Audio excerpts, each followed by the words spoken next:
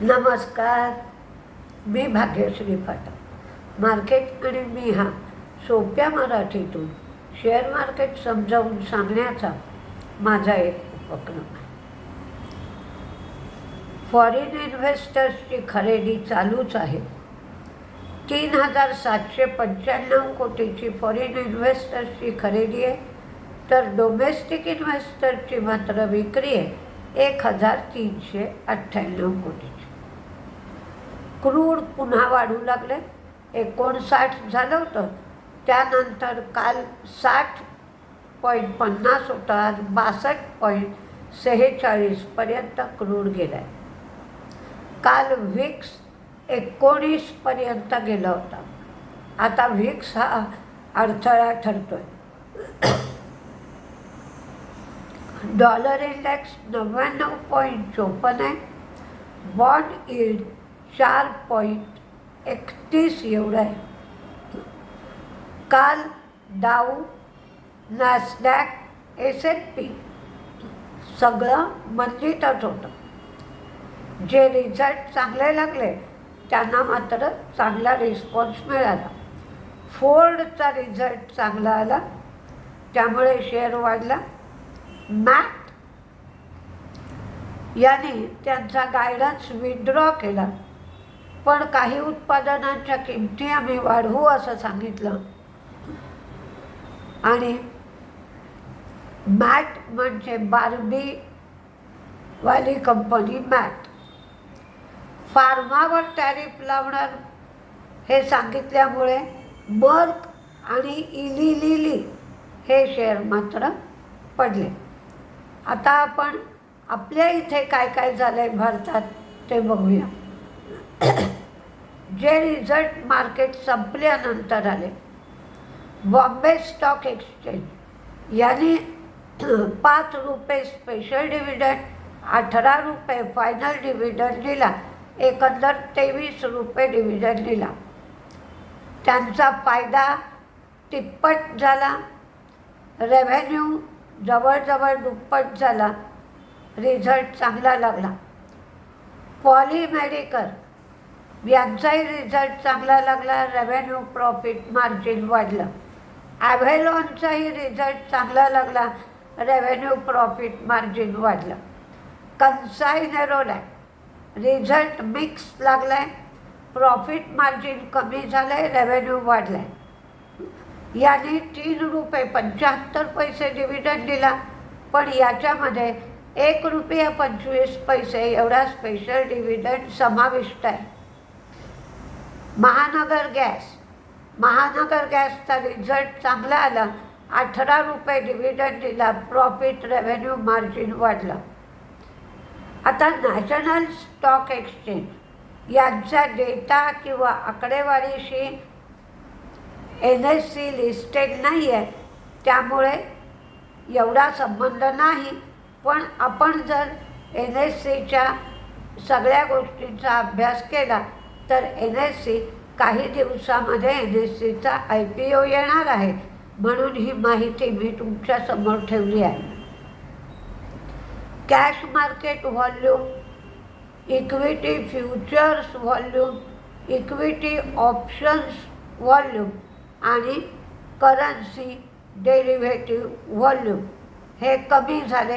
Cash market volume फक्त वाढले. या सगळ्यामध्ये YOY बेसिसवर व्हॉल्यूम वाढलेत, पण क्वार्टर अँड क्वार्टर बेसिसवर व्हॉल्यूम कमी झाले.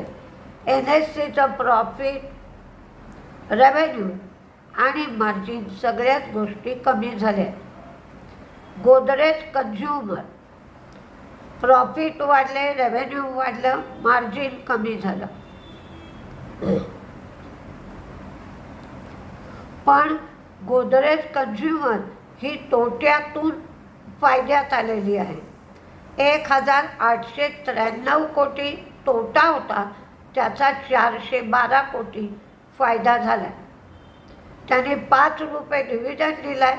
13 मे ही रेकॉर्ड डेट आहे.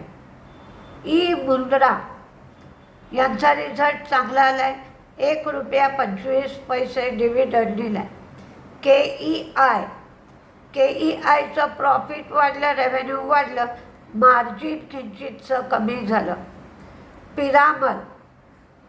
पिरामल एंटरप्राइजेस प्रॉफिट कमी झालं, रेव्हेन्यू वाढलं. AUM म्हणजे ॲसेट अंडर मॅनेजमेंट हे वाढले, त्याने 11 रुपये डिव्हिडंड दिला. HPCLचं प्रॉफिट वाढलं, रेव्हेन्यू कमी झालं, मार्जिनही कमी झालं, पण त्यांचे GRM वाढलेत आणि त्यांनी 10.5 रुपये डिव्हिडंड दिला.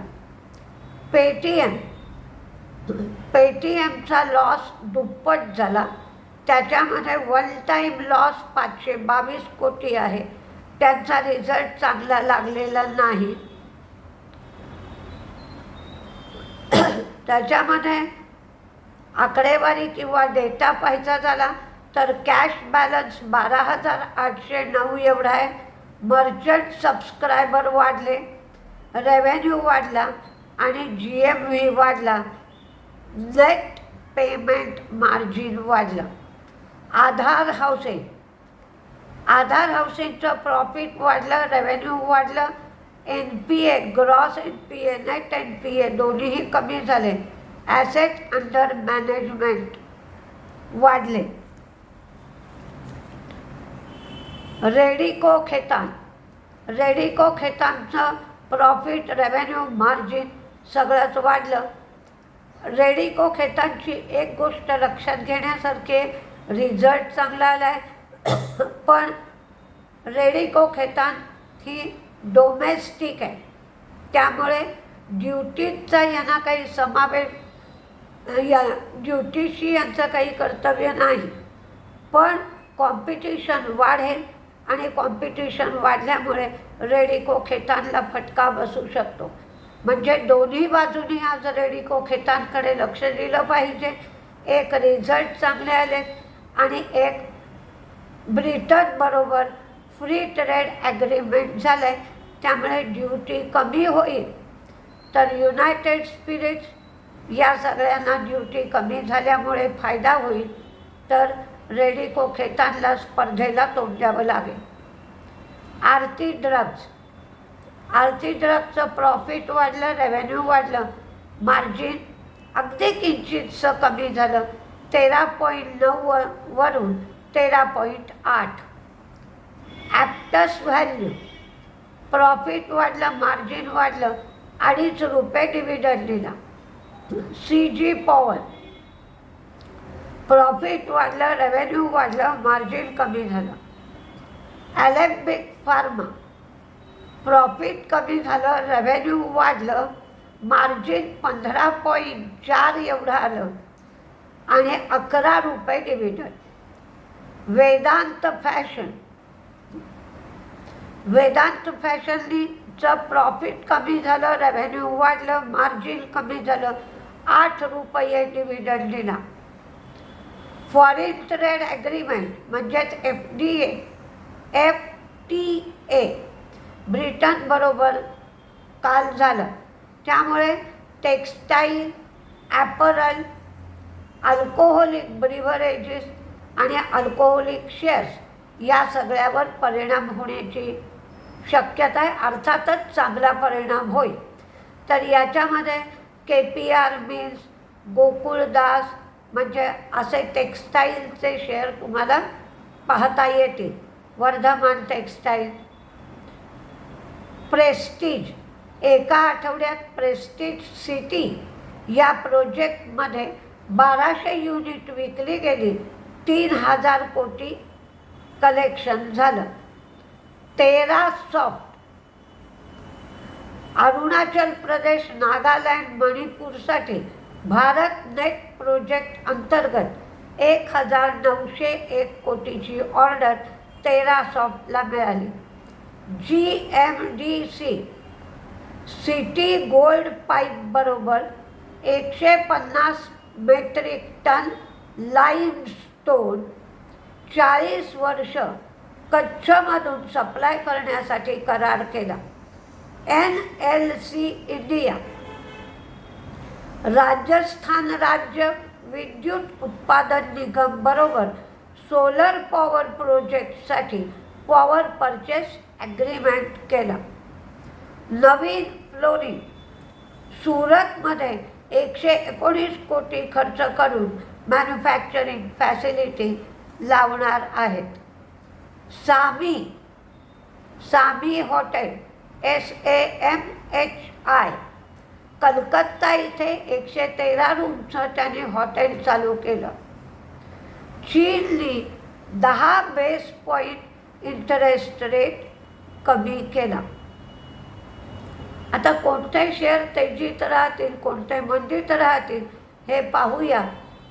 पण तुम्ही म्हणजे फुटवेअर, टेक्स्टाईल, लिकर शेअर याच्याकडे लक्ष द्या, कारण त्याच्यावर चांगला परिणाम होण्याची शक्यता आहे. आणि त्याचबरोबर जे एक्सपोर्ट होतात गोष्टी त्या पण पाहायला हव्या, म्हणजे अवंती फूड्ससारखे शेअर्स बघायला हवे. तर पहिल्यांदा तेजीतले शेअर बघूया. Tamil Nadu petro, Aadhaar housing, Apollo hospital, Bombay stock exchange, United Spirits, KEI, Polycab, RR Kabel, Tata Motors, Gokuldas export आणि वेल्सपन इंडिया हे 2 शेअर तुम्हाला टेक्स्टाईलच्या आणि KPR मिल हे टेक्स्टाईलच्या संदर्भातले दिलेले आहेत. फुटवेअरच्या संदर्भात मी एकच बाटा घेतला आहे, तुम्ही बाकीचे शेअर बघू शकता. अरविंद पण टेक्स्टाईलसाठी दिलं आहे. अवंती एक्सपोर्टच्या संदर्भात मी दिला आहे. BDL, Godrej consumer, HPCL, GRM वाढला आहे म्हणून, महानगर गॅस, इन्फोएजचं आज X स्प्लिट होईल आणि साधारण 1400 रुपयाच्या आसपास शेअर येईल. एका शेअरचे 5 शेअर होणार आहे. प्रेस्टीज, व्हिस्की आणि जीनवर फ्री ट्रेड ॲग्रीमेंटमुळे जी ड्युटी लागते ती 150% 75% येणार आहे आणि पुढील 10 वर्षामध्ये ही ड्युटी 40% कमी केली जाणार आहे. त्यामुळे कालही ऑटो सेक्टरमधल्या कंपन्यांचे शेअर तेजीत होते. आजही ऑटो सेक्टरमधले शेअर तेजीत राहण्याची शक्यता आहे. आरती ड्रग्ज, NLC, पॅरादीपचा रिझल्ट खूप छान आला आहे. 22 कोटीवरनं 160 कोटी प्रॉफिट झालं आहे. KPR mill, bank of Baroda आणि NTPC ग्रीन. आता मंदीतले शेअर बघूया. पेटीएमचा रिझल्ट खराब आला आहे म्हणून Paytm, Piramal Enterprises, Cello, Radico Khaitan आणि कंसाई नेरोलॅक हे 5 शेअर मंदीत राहतील म्हणून दिले. तरीही हे जे शेअर दिलेले असतात ते बातम्या, वायदे बाजारातली पोझिशन, टेक्निकल चार्टनुसार आणि काही फंडामेंटल डेव्हलपमेंटनुसार. पण त्याचा आधी किती परिणाम झाला आहे, आज काय होणार हे मात्र सांगता येत नाही. आता ऑटो सेक्टरमधले सगळे शेअर काल वाढले होते. बहुतेक कुणकुण लागली होती की फ्री ट्रेड ॲग्रीमेंट रात्रीपर्यंत होणार, त्यामुळे तो परिणाम दिसत होता. तर आज पुन्हा किती वाढतील का सुरुवातीला वाढल्यानंतर पडू लागतील हे आपण लक्ष द्यायचं आहे. बघूया काय काय होतं आहे. 9:15 वाजता. नमस्ते.